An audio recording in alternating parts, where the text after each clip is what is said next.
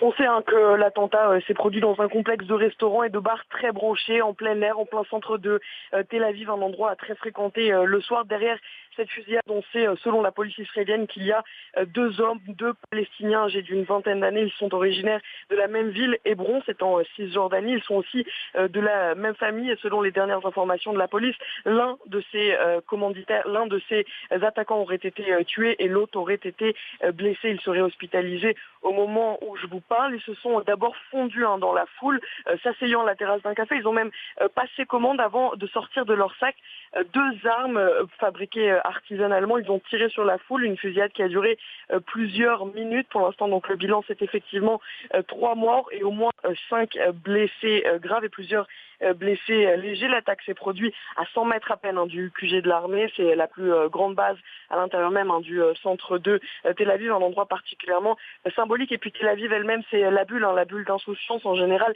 épargnée par les violences israélo-palestiniennes et qui est de nouveau frappée par ce même mode opératoire déjà vu en janvier ici, c'est-à-dire un commando qui ouvre le feu sur une terrasse de café, un mode opératoire qui a rappelé à l'époque et qui rappelle encore aujourd'hui le mode opératoire utilisé lors des attentats à Paris en novembre.